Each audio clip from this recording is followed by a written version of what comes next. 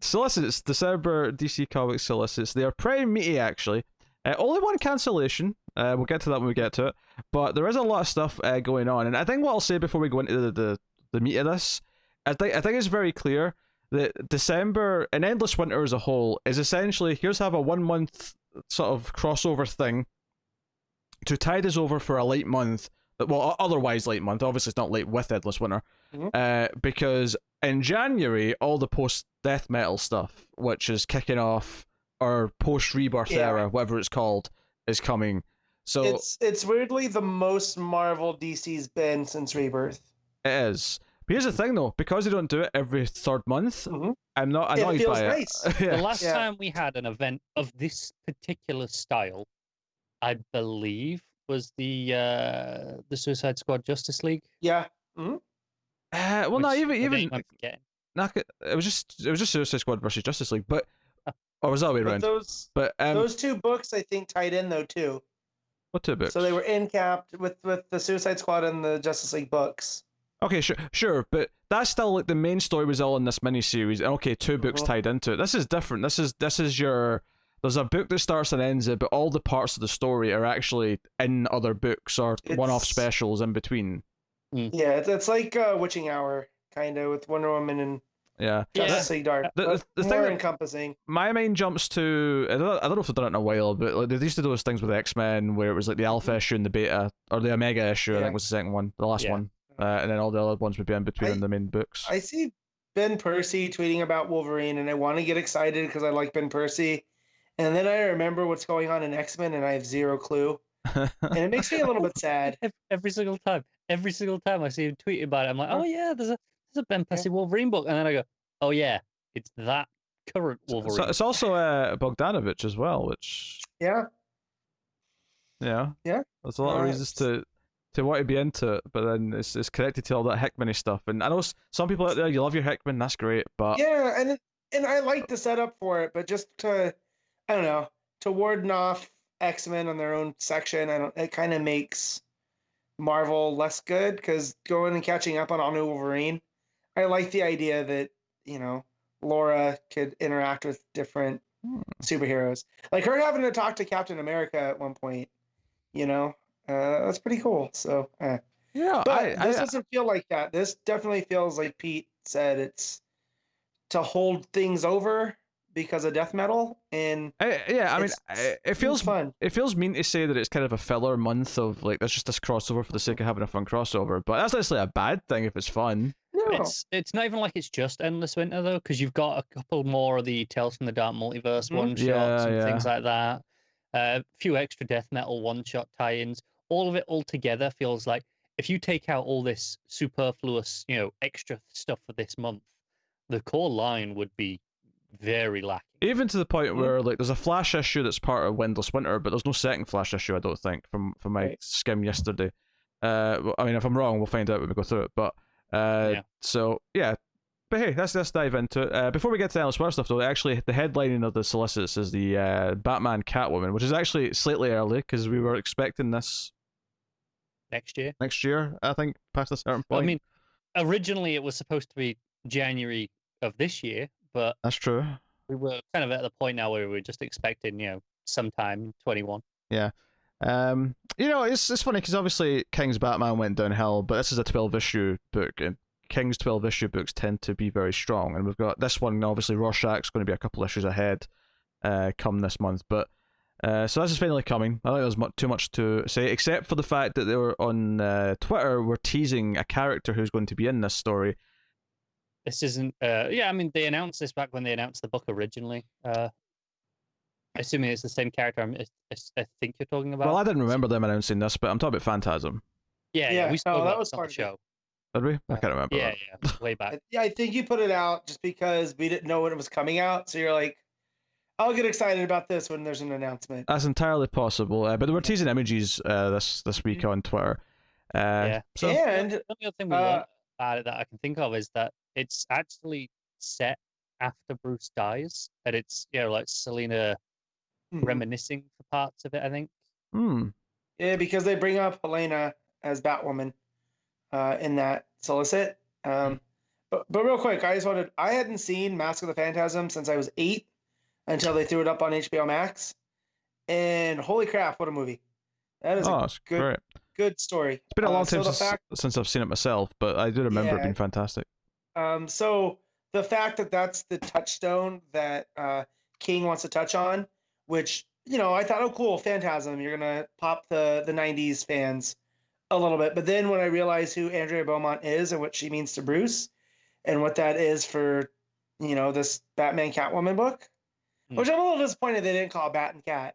Like, I get Batman Catwoman, but them calling it Bat and Cat would have been a good... I think it's a cynical thing where they know they'll sell more copies if the names are just spelled fully. Yeah. Especially but I'm still going to call it Bat Cat, because that's the more Tom King name, right? I think it's a fine abbreviation. It works for it, if you want to call it that. The next thing is we have the return of Batman Black and White with issue 1 of this anthology series. We have a host of creators on this. This is a 48-page, $6 book, 1 of 6. We got James Tynion IV, J.H. Williams III, Paul Dini, Emma Rios, and G. Willow Wilson on the writing side. Art by Trad Moore, J.H. Williams III again, Andy Kubert, Emma Rios, and Greg Smallwood. Yeah, I mean, this is interesting because I'm a big fan of Batman Black and White. It's out of continuity, just little short stories. Creators, do your thing. Some of them can get really creative and really strong. Big fan of that. I'm surprised at the format of this. I'm surprised that in the current, DC's current mindset, that this isn't a digital first thing, where they didn't do them all as individual digital first and then collect them into this. But it's Batman, and they know they can print Batman and people will sell. Yeah. Because the last time my shop had a line was 3 Jokers. So he said that as if it was ages ago. That was like last week. But before that, I can't. But before that, I can't tell you when the last time they had a line of people. Is that possibly due to the fact that there's been a pandemic for the last several months? No, because my shop, while they do pretty good business for comics, it's also a game store where they do a lot of Magic the Gathering. So not that comic books are secondary, but comics aren't the main focus of people that go in there a lot. So you have the regulars like me and some of the other guys. But yeah, I do know he's had to put limits on certain books because of speculators and whatnot. But as of lines, I can't tell you the last time he said there was people waiting to get in. Yeah, I think all we have to know about this is that Paul Dini's doing a story about an infestation of ninja man bats in the Batcave. And not just that, Tynion doing Ra's al Ghul, which I'm a fan of that. Because Ra's is part of Tech. Am I crossing that over? No. Am I mixing stuff up? No, Ra's was definitely. Okay. What was it? I can't remember if Tynion used him or not. No? There was a lot of League of Shadows involved. Yeah. So, and this is League of Assassins, so that's good. And then Wilson and Smallwood doing a Killer Croc story, which is cool. I'm also down for anything by J.H. Williams, just for the art. I don't care what it is. It will look fantastic. And but that the layouts are gonna really the Williams story literally just says it's a trip through the Dark Knight's history, which tells me is it's going to essentially be a lot of 2-page spreads of big moments from. I don't know. I don't think he doesn't do big spreads as a rule. He does lots of interwoven layouts. Okay. I say spreads. I really mean 2-page layouts with his fancy. Everything has to fit into a bat logo or all these triangles and shit. Paquette does kind of the same, but with more of a trippy. Paquette does it with. He tends to play the borders of his panels into the theme. So on Swamp Things, a lot of vines. Wonder Woman uses lassos and stuff like that. Williams is panels are a lot more free flowing. There's not a lot of hard edges. There's a lot of just soft shapes that kind of blend from panel to panel. That said, if I have to watch the Waynes get murdered again, I'm gonna throw the book across the room. it does just kind of sound like an excuse for Williams to draw a lot of classic Bat moments. Different bat suits, I think, will be what we see. Yeah. So anyway, that's Black and White issue 1 that comes out in December. As most of these do. There's actually a few that don't. There's a couple of solicits for the first week in January, which I'll point out as we get to them. So we have Justice League Endless Winter issue 1. of 2. The second one comes at the end of the month. It's a 5-week month. So first week of the month we have issue 1. Andy Lanning and Ron Mars are the writers across all of the parts of the story, I believe. All 9. Yeah. Howard Porter's the art on this issue. Yeah. And there's a backup art by Marco Santucci. Yeah, and I'll read the solicit for this first one. I'm not going to do it for all of them, obviously, but I'll read it for this first one just to give a sense of what the story may actually be. So, Endless Winter Chapter 1, the crossover event of the season begins here. Also ends pretty much here too, because it's the same month. The Justice League encounters an extinction-level global storm brewing at the former site of the Fortress of Solitude. Oh, that's interesting. I hadn't read this shit, so I'm just reacting to this as I read it. Enter the Frost King. We have a new Frost villain. Yeah, I've got some. I've just read a general synopsis of what they've kind of put out there as a selling point, which I'll talk about after we read this. Okay, go ahead. It sounds like the Night's King to me. Yeah, enter the Frost King, a monster mad with power with an army at his command. What devastating mystery lies in his past, and how is he tied to Queen Hippolyta, Swamp Thing, the Viking Prince, and the reluctant ally, Black Adam? 2 timelines will reveal further clues and secrets throughout each chapter of this blockbuster tale. This feels like Jason Aaron's Avengers, and I'm not mad about it. Yeah, so they kind of put out like interviews and just premise things that I think do a better job of what it is than just that. So I'm going to just kind of relay some of that from memory because I'm not looking at it right now. Go on. Basically, it's very heavily inspired by Norse mythology. All right, I'm in. Yeah, the Frost King is it's basically there's the 2-year winter before Ragnarok. This is that winter essentially, and the Frost King is what brings it about. He tried in the past in like the 10th century, and was stopped by a team of essentially Viking Justice Leaguers. I don't know if they'll have the same powers or with the same lineup, but a Viking team essentially. And that's what the other timeline will be. Each chapter will be seeing. They're going to be far too tempted to at least have them visually kind of remind us of the current Justice League. There's going to be one in red. There's going to be one in blue. There's going, yeah, and I'm wondering how like Hippolyta, Swamp Thing, Viking Prince, how they all play in to those archetypes. Because I mean, Hippolyta's right there. That's it. Hippolyta and Black Adam, I assume, could have just been there. Right. At the time. Swamp Thing could have memories of ever the Green at that time. Yeah. And in the current incarnation, as Ram V pointed out in the last Justice League Dark, he can go between multiverses and stuff now with everything that retouches. So when did you say this last attempt happened? 10th century. So 900, which is the prime age of the Vikings. Which is but that's comfortably after the time of like ancient Egypt. That's comfortably after Black Adam's time. Oh yeah. Yeah, I was just making sure I heard 800 years before I said something stupid. Yeah. So if it had been 8,000, I might. So I'm trying to see what if Black Adam's their version of Superman because he's magic and from elsewhere. Let me go. I'll read through what these other books are that are part of this. So part 2 is the Flash 767, and then we got. If I'll mention the artists as we go as well. That's Clayton Henry on the art for that one. And then the third part is Superman Endless Winter Special issue 1. So some of them are winter specials, and that is because either the character doesn't have a book, or because the issue of that character's book that month is still kind of important, so they couldn't take it. Basically, if it has an ongoing, there's one exception I think. If it has an ongoing book with a regular team, they got a special. So if they didn't, then they take the normal issue. They are on Superman Endless Winter Special is Phil Hester and Andy Parks. Aquaman 66 is part 4, and that's Miguel Medoncha on the art. And then Justice League 58 is part 5, and that's got Zermanico on the art, so that'll be maybe the nicest looking. I mean, I've not read the rest of the artist yet, admittedly, but I'm liking the Zermanico so far. Jesus Marino is on the next one, which is Teen Titans Endless Winter Special issue 1, that's part 6. And then we got Justice League Dark 29, which is part 7, that's Amanke Nulopin on the art. And then we have Black Adam Endless Winter Special issue 1, which is part 8. And that's Brandon Peterson on the art. And then part 9, as we said kind of previously, Justice League Endless Winter issue 2. And that's got Howard Porter and Carmine Di Giandomenico on the art. So there you go, that's your... So the two Justice League issues, the start and the end, are both oversized, so they're both 40 pages for $5. All the ones in between are all normal.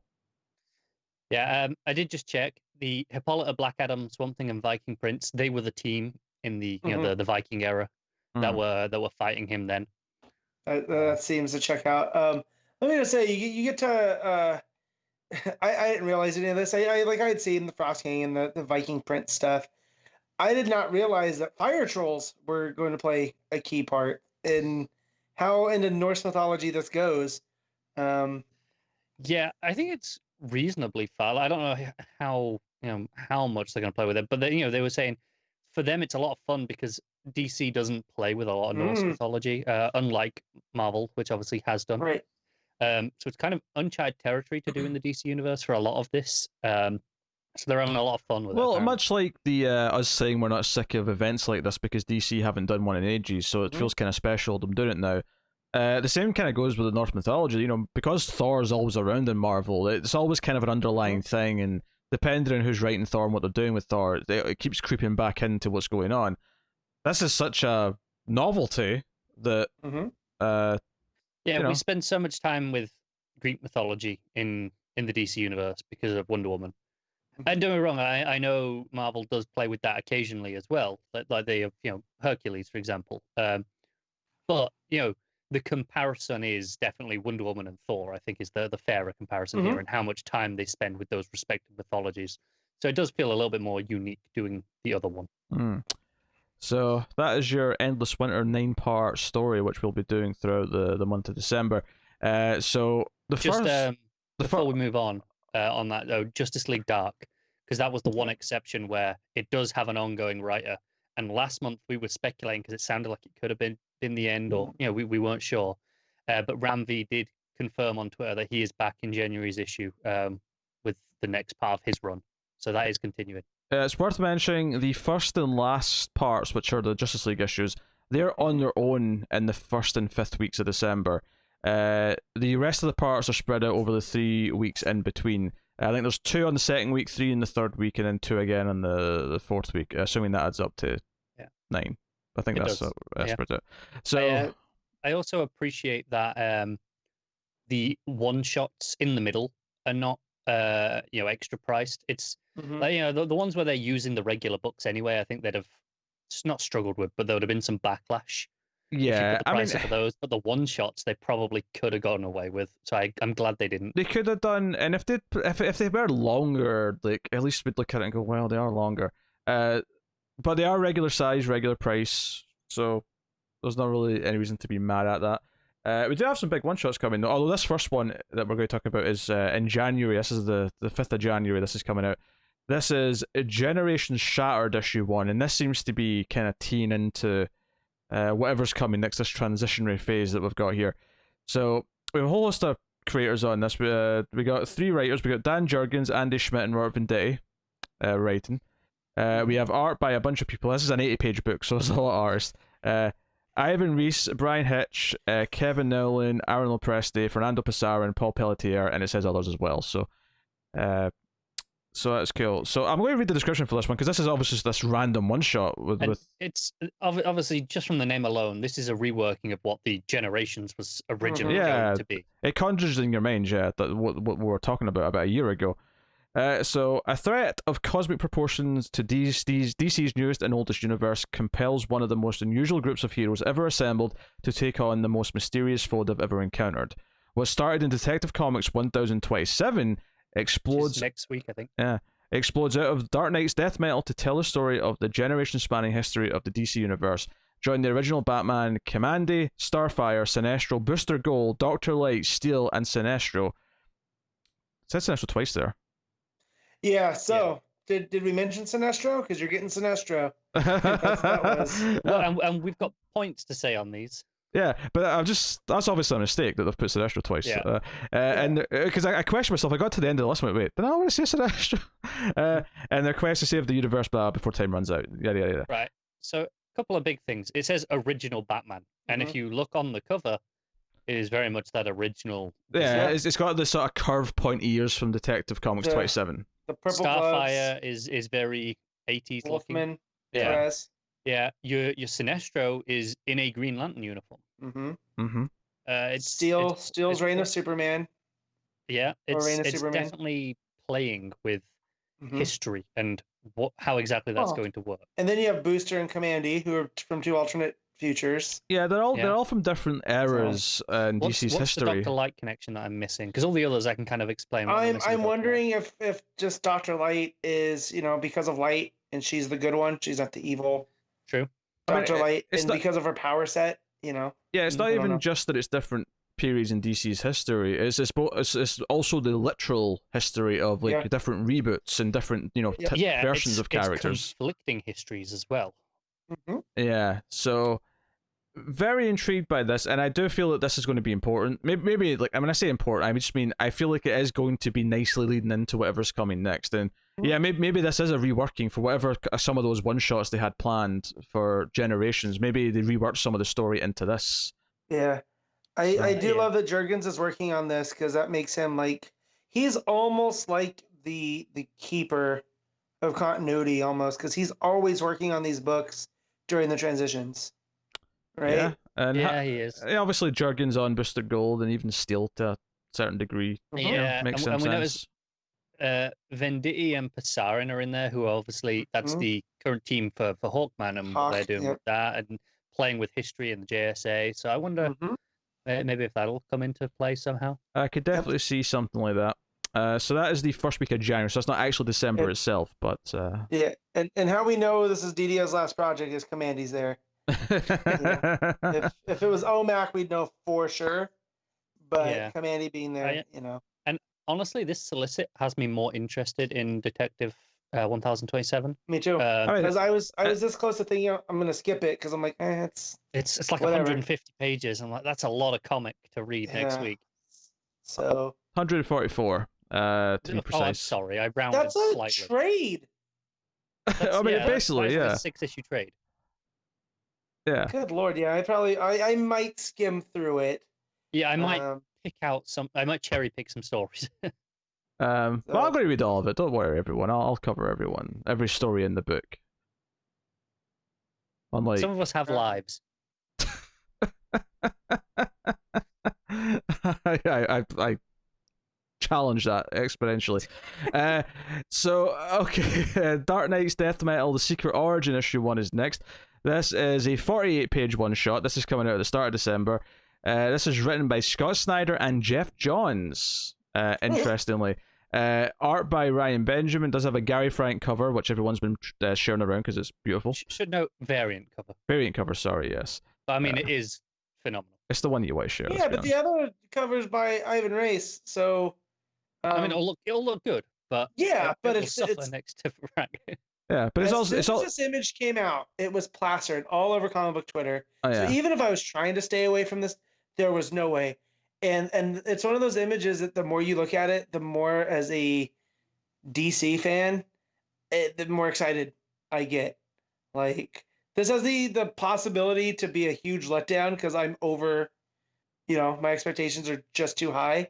I don't think it's going to. Yeah, this is interesting because I feel like maybe it's also tying in the same way that metal in general is tying into whatever's coming next. But at the same time, it's also paying off in stuff that's actually set up in the one shot we got this week. So we'll save. It is, and we should say what it actually is as well. Yes, the description. We're describing this cover, and it's Gary Frank is drawing the JSA, the traditional. Yep. Oh, that's what you mean. Yeah, the JSA is on the cover. Yeah, there's the old school JSA on the cover. But not just they're not actually mentioned by name in the solicits. Yeah, but it's not just that. Power Girl's there. Yes. Like, yeah. What? That doesn't check out. That's interesting. Part of a wider image. There is at least 3 parts that we've seen. At minimum. Looks like it might be another one on the right of what we've seen so far, with the way there's a cape cutting in from that. Yep. So, yeah, I won't read the description of this one just because the main thing that it mentions is something that actually comes up in the one shot we're about to talk about later. So, we'll just move on from here. But so that's coming out early December. Then we have, and I think John's been involved in that one's interesting, maybe to help Snyder set up his JSA a little bit. Well, it almost makes you wonder, so The three images they put together almost looks like DC through time. You had Superman in the middle there. That looks very Silver Agey, but you also have the '80s era Titans with them. And then on the third cover, it seems more like it's kind of late '70s with some Doom Patrol members. Well, Matt, we're just getting to one of those books, so we'll jump in here. But anyways, you brought up Johns. It makes me wonder if this is finally paying off the metaverse stuff that he set up through Doomsday Clock. Oh, very possibly. So the next book is Dark Knight's Death Metal: The Last Stories of the DC Universe, issue 1. This is an 80-page one-shot, which is coming out in December. And we have stories by Scott Snyder, James Tynion IV, Joshua Williamson, Mark Waid, Gail Simone. You had not seen this part before. No, I had seen this. I'd read this earlier. I was emphasizing it. I just like the idea that you didn't. Just go with it. No. I'm not letting you apply falsehood to things just because you assumed something. And I don't like what they've done with these covers. Because now I have to choose, and I don't like that. Hold on a second. Alright, so I'll finish my list, right? So Mark Waid, Gail Simone, Mariko Tamaki, Jeff Lemire, Cecil Castellucci, and Christopher Sabella. I mean, the last two aren't super exciting, but everyone before that was like... I've read a couple of things by Sabella, and that I've really enjoyed. Sabella's very vocal on Twitter. That's how I'm familiar with that name. I don't know who it is, but Castellucci, I know I'm not super in love with it. And again, admittedly, did have some things stacked against her when it came here back or run. But this list of creators is super notable, not just because of Mark Waid. It's basically...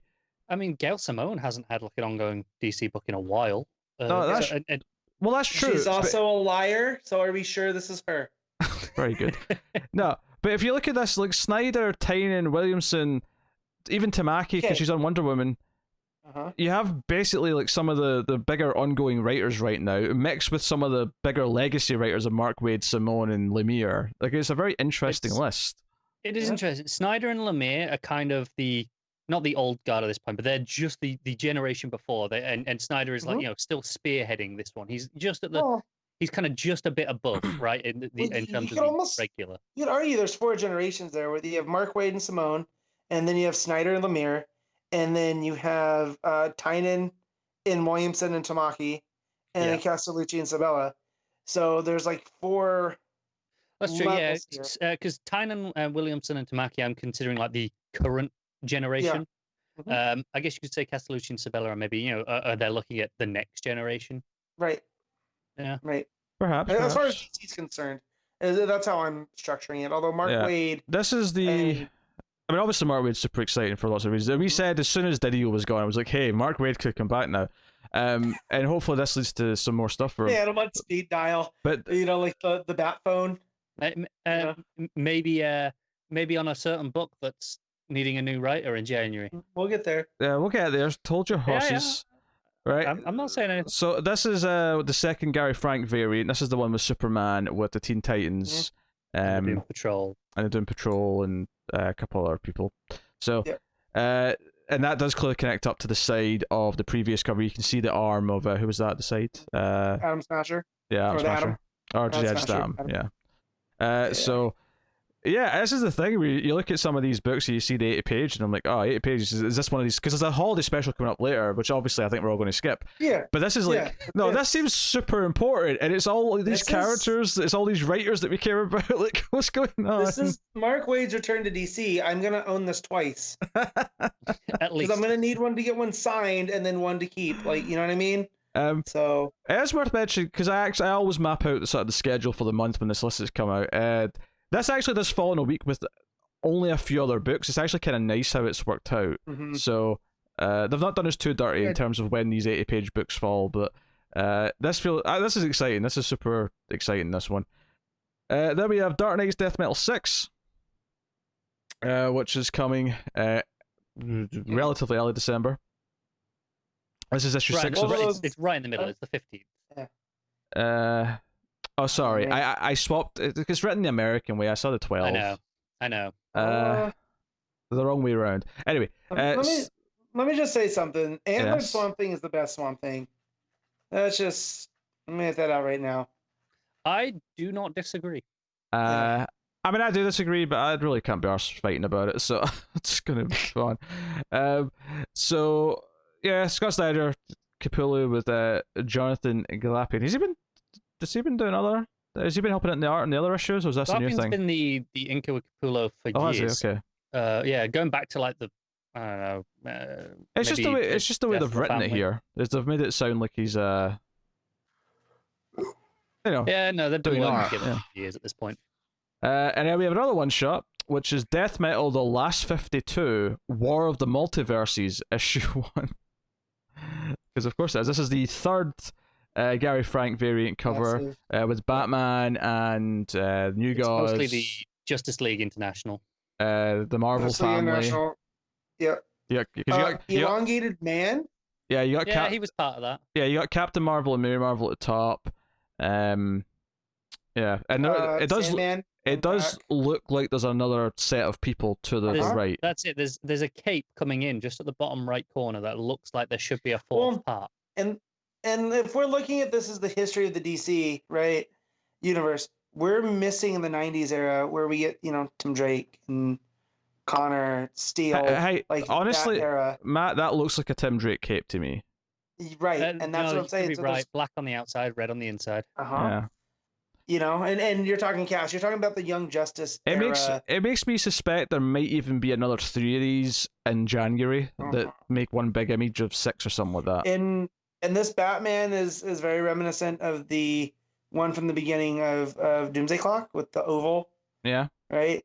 Also very 80s, 70s, 80s Batman.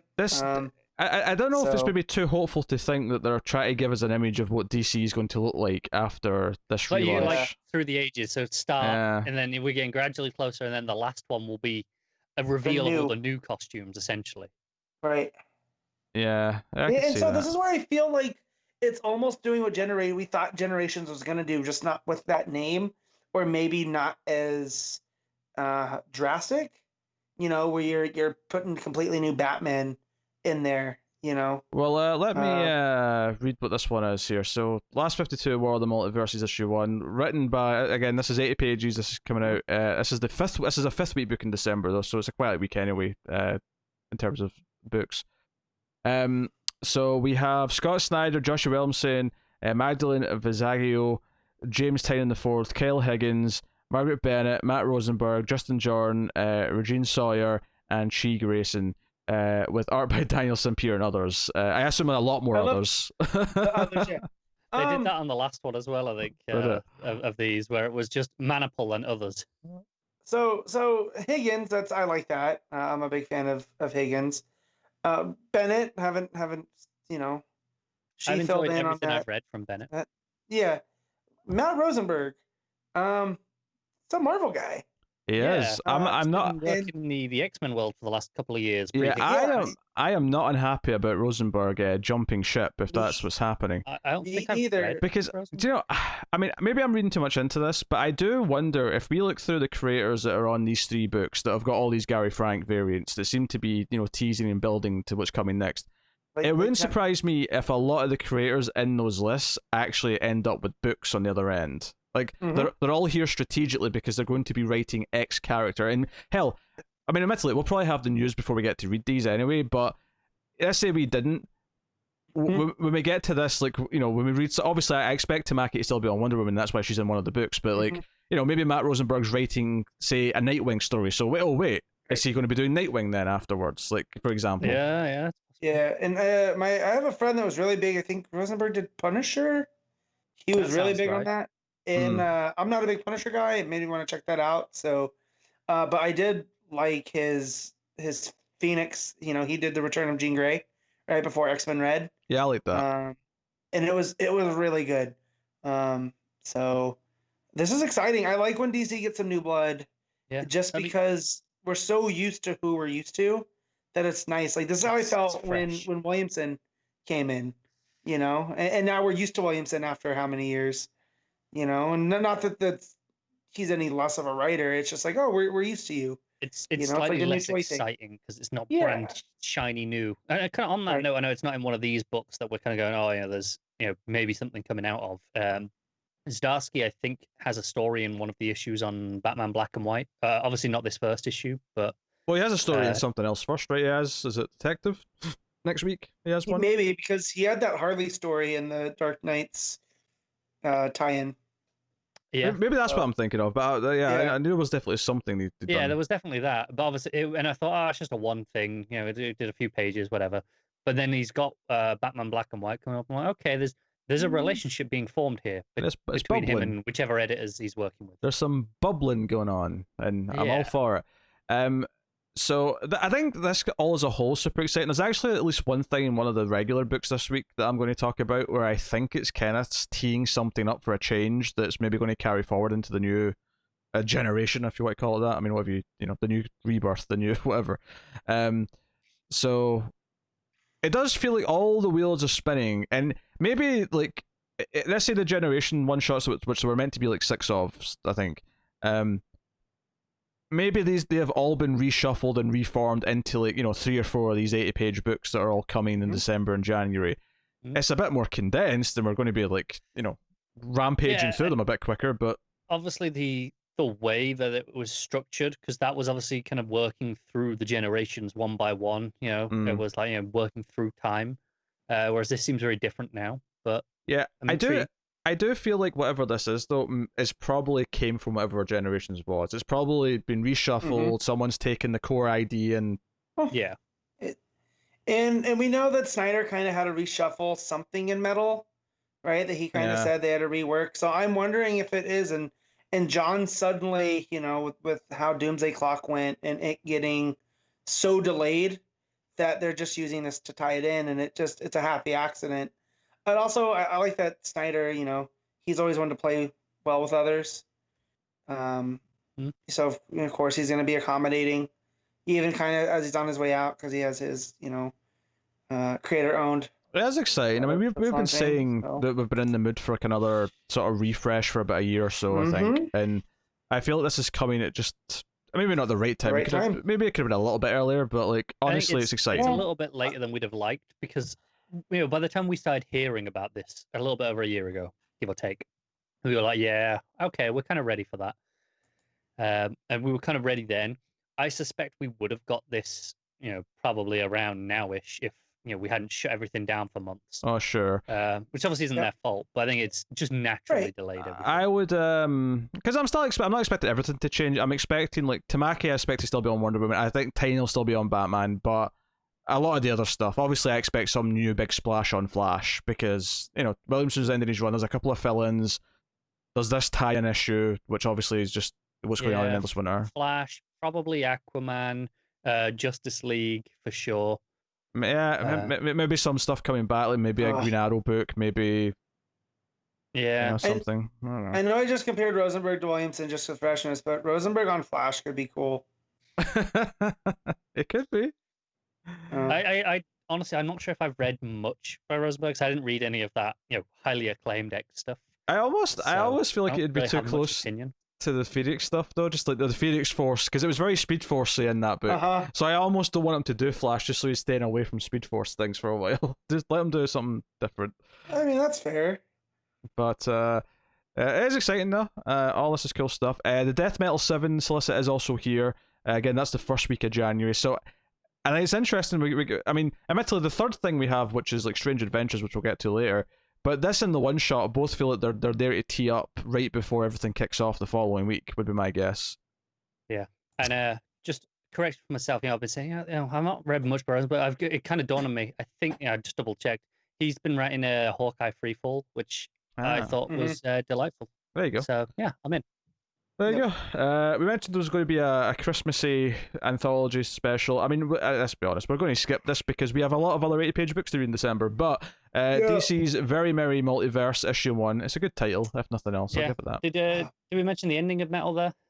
I mentioned 7's coming out. 7. Yeah. Obviously, that's start January, but it mentions that there's multiple epilogues that lead into the next phase of the DC universe. Again, that's not surprising. No, it's not. No, that happened with No Justice, right? Multiple epilogues. Yeah, it did.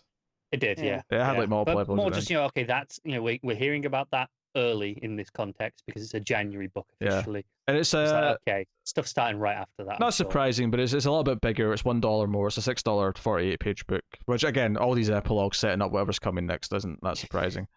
Yeah. We have a Jenny Hex special issue 1, which is not to do with Endless Winter. It's just a little. Notably, one of the writer is one of the writers that was just on one of those big one shots. It was, yeah, one of the names that I didn't recognize, Magdalene Visaggio, or Visaggio. I'm not sure how to pronounce her name there. Sorry, but Gleb Melenkov on the art. So this is a 48-page, $5 one shot about Jenny Hex, who has only been a member of the Young Justice so far, and it was a new character. And interesting that someone else that's not Bendis is stepping in to do a story. Yeah, I might give this a try. Jenny's a great character. It's a 5th week book, so it's on that sort of perfect time of the month for them to maybe slip you an extra little book that you might not have tried otherwise. So that is cool.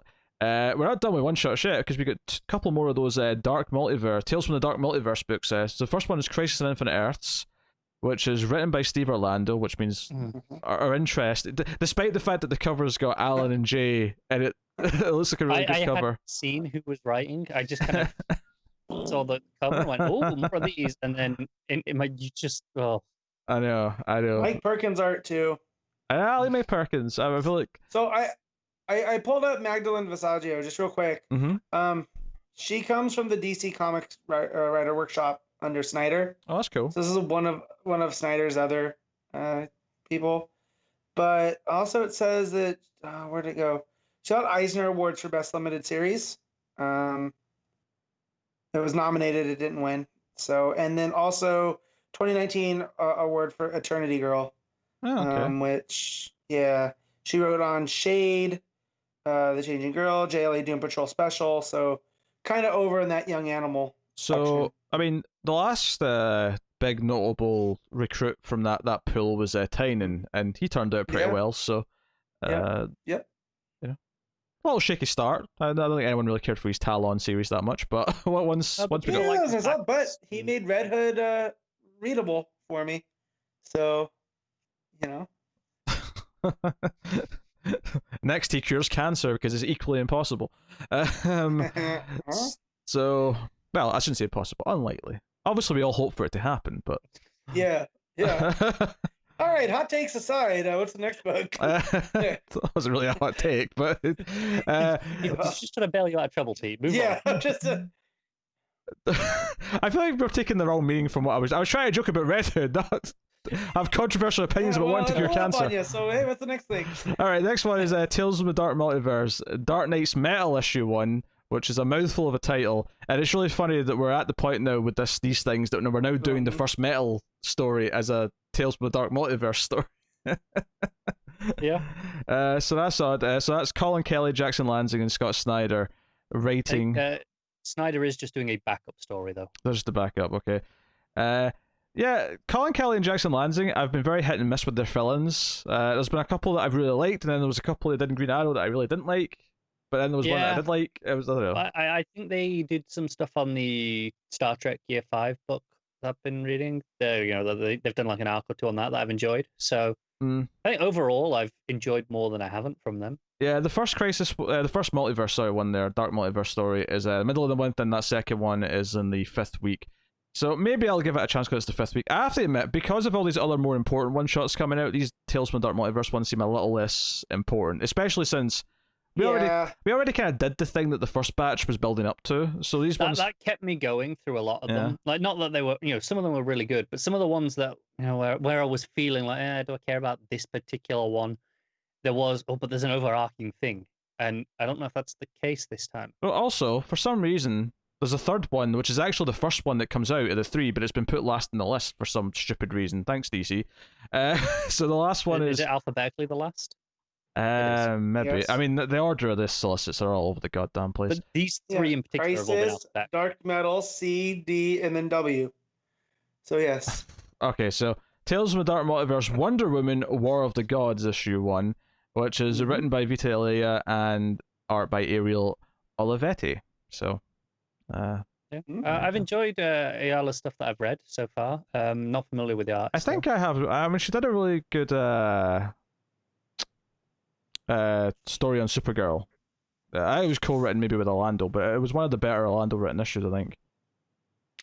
Yeah, sounds about right. We also say that about Jodie Hauser. That's true. That's true. But Jodie Hauser has also proven herself repeatedly. And stuff I've read. No, I know, but it's just you always throw that in. I know. Just like in terms of DC stuff, Vita Ayala has done. She did a story in the last Metal Guidebook one shot. There was a story in Wonder Woman 750. Aquaman Annual issue 2. That was one of the Year of the Villain tie-ins. But just a handful of little things here and there that have added up. So that is cool. Moving on, we have the third issue of Batman Whitney Presents Harley Quinn. Not much to say. It's coming out. We got a Batman. Twins is riding the hyena. It's a pretty great visual. We got Batman 104 and 105 coming out, as you would expect. Some nice enough covers, I guess. Yeah, Tynan, he did his newsletter again this week for the first time in a while with a big bit on Batman, and talked about Clown Hunter. So that's the big new thing. And this next arc coming up after Joker War is going to be the big Clown Hunter arc. Originally, Clown Hunter wasn't actually going to be in Joker War at all. It was just that he saw people responded to Punchline really well when she was introduced a little bit earlier and kind of seeded in rather than just thrown in for her story. So decided to do the same thing with Clown Hunter and kind of built in a few extra scenes here or there over Joker War. Cool. We also have Batman Annual, issue 5, which is written by Tynion, so it's not some guest writer. And James Stokoe on art. Which is very exciting, quite frankly. So this is the fifth weekend, or fifth week I should say, as you'd expect, with an Annual. It spins out of Joker War. It's a Clown Hunter focus story. So should be interesting. I always like when an Annual's by the ongoing writer and it's not just some random. Yeah, and it's interesting because Stokoe is doing a Clown Hunter story in the Batman Warzone one shot that's coming up. Yeah, he's doing that. So it's the same artist, link. It talks about. Yeah, that's what it spins out of. Yeah, specifically. And that cover is very Norman Rockwell-esque, with Batman staring down at Clown Hunter disapprovingly. Yeah. So the variant cover is kind of stylized, but I kind of like it too. The one where he's staring down at him is the variant. Okay, the regular one. I don't know. Whatever one's what. Yeah. You know what? This website needs to put that first. Then the natural cover. It does. I only know that because of the signature there. That I can see. Yeah. The one with Batman up on the gargoyle in the background is that's the regular cover. Yeah. So cool. Is that guy? Do you know? It was so metallic looking. I thought it was some sort of like, I don't know. It kind of looked like a Power Ranger Zord that's like halfway through transforming or something like that. There's a gargoyle. Yeah. I can see it. It was really metal. Shit. Yeah. Yeah, I'm thinking when the Megazord was in that sitting pose before it would stand up. Tynan. Do it. Well, he has new vehicles every issue. Why not a Batzord? We have Deceased. All his new vehicles. Deceased Dead Planet issue 6 of 7 that is coming out. I mean, as we expect. And I will say I do love the variant for this, where they're actually doing the Shazam movie as the poster they're riffing on, but it's Mary Marvel instead of Captain Marvel. Yeah, that made me laugh. I also like that a lot. Really like the other variant. The Fate one is a gorgeous cover. I mean, it's Matina. Yeah. The guy knows his stuff. We got Wonder Woman 768 and 769 from Tamaki's run. So as we'd expect. 3 different artists over the 2 issues, which is frustrating. Very much. I'm more sick of Kerr complaining about the artist changes than I am about the artist changes at this point. No, I'm with him. Strange Adventures issue 7 is actually for the... Sorry, no, 7 is for December, but it's issue 8 is also here, which is for the first week in January. I don't know why they're soliciting that in advance, necessarily. The other ones kind of make sense, because I assume whatever they're going to announce, when they announce their slate, which we're hoping maybe today, but whenever they announce their slate for this new phase, we expect that these things have already announced for week 1 or sort of the leads into them, and that's why they've solicited them early. But Strange Adventures issue 8 is a separate thing that's, Black Label and whatever. Who cares? But whatever, what's there? American Vampire 1976 issue 3, that keeps going. Rorschach issue 3, the other Tom King 12 issue book that's about to kick off. That's out in December. Sweet Tooth The Return issue 2, that's continuing. More of these young adult trades. We got Catwoman Soul Stealer coming out, and then we got Nubia Real One, which is this a new original character? Seems so. like it. She's Amazon like strength by pushing over a tree to reverse cat. Cool. Yeah. Flash Facts is the next one. 10 terrific tales about science and technology, written by Mayim Bialik. What? Curated by her, not written. So she's just collecting the facts, I guess. There you go. Okay, gotcha. Right, and I guess we're finally on to kind of the regular books. Well, outside of those double shipping ones. Oh, god damn it. I know, look at the cover for this. Look at the cover. So unfortunately, Bendis' run on the Superman books is ending with a bit of a whimper. Sorry, why did you say unfortunately? Well, because John Romita Jr. never left. He's actually going to be on the final issue of his Action Comics run, which is really upsetting. So, in fact, it even says here, the powerhouse creative team of Brian Michael Bendis, John Romita Jr. and Klaus Janson wrap up their run in Action Comics. Why is he involved in the run? No, he came on like halfway through it and he's sucked terribly. It's awful. But yeah, so... This is now the Bendis and Romita Jr. run. Oh... Officially. Oh, ugh, vomit in my mouth. I actually quite like the variant because it's Grandpa, who it can be hit or miss for me. I really like what he does with the flowing cape in that. Well, I mean, anything looks good next to that Romita Jr. cover. It could be a Gilliam March cover, and you'd think maybe I'll get this signed and printed and put it on the wall in a frame. Yeah, it's a fair point. So it's the last Action Comics issue, which is issue 1028, and Superman 28 is his last Superman issue, which Ivan Reis is back, which is back this week as well, admittedly. I think he's back for the final arc, which makes sense because he started the whole thing. So, yeah, I've enjoyed most of Superman by Bendis. I think it's maybe not been as monumental as it maybe first seemed like it was going to be, and Action Comics definitely took a big hit in the art once Romita Jr. stepped on board. I will say, I do think Bendis' villains are mostly going to be pretty forgettable, but I have liked all the stuff with Superman revealing his identity, so I think there's been a lot of value in the run. So I'm really looking forward to whatever we get next, personally. It'd be nice to read Superman. I'm hoping we get two different writers, two different teams on the books. Watch Steve Orlando be in one and Riley Rosmo be in the other.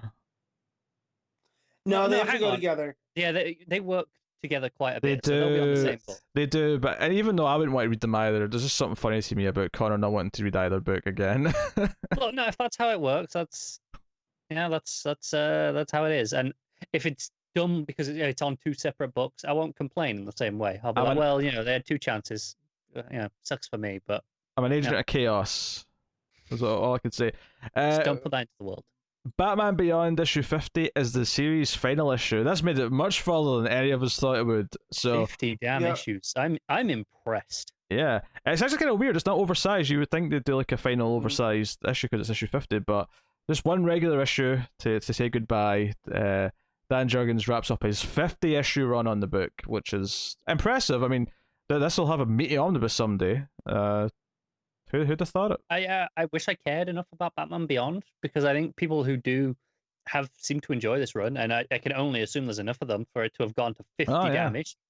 Yeah, but I read the first arc or whatever, and it was perfectly readable. It was a fine, entertaining read. Good. I want to go back now that I know there's an end point, so I think it could be fun. Then we have Batman Superman issue 15. Got some Solemn Grundy looking action here, but the looks of it. Batman The Adventures Continue issue 7 is coming out, and also the Batman Adventures DC Classics, which is its final issue, but I assume that was known, or I mean, it's just a reprint anyway. Yeah, so So we got Catwoman issue 28, coming out. I'm sure Connor wants to talk about the preview pages of the first Ram V issue. Ram V shared them on Twitter for at least a couple of pages from 25. I don't know if he's doing the full thing in 25 or it's like a split issue with other stories. Yeah. But look gorgeous and definitely has me going, yeah, okay, I want to try this Catwoman book now. Yeah, I hate to say that the Joelle Jones cover is the weaker of the two, but the Frisian one here is quite nice. Spectacular. Yeah. Yeah, you can't blame yourself. I mean, yeah, it's hard to. Frisians is great. Hard to deny it. We got Detective Comics 1032 and 1033. Still Tomasi on those books. So going forward, The Dreaming Waking Hours issue 5 is coming out. Far Sector issue 9 is coming out. The every other month schedule on that now really slowed it down because I'm like, it's only issue 9 in December. Yeah, the 9, the 2 months an issue, and then the break that it had as well, and I think it was already delayed once before the break. Yeah, it's like, oh, it's taking so long. Yeah, we got Green Lantern season 2 issue 10 coming out. Yeah, we had Sharp this week saying how he believes this is Morrison's last DC book ever. Mm-hmm. We'll see. Yeah, Hellblazer Rise and Fall issue 3 coming out in December. Harley Quinn The Birds of Prey issue 4. This is the Connor and Palmiotti miniseries. This is the final issue as well. It's 4 of 4. Last God issue 11 is coming out. Legion of Superheroes issue 12 is coming out. Not final, worth mentioning. I found myself checking for that final issue tag on this one. Too. Not because I want it to be the final. I don't care.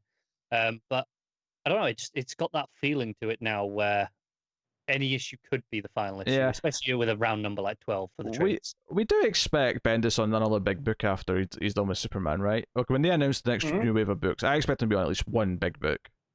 Yeah.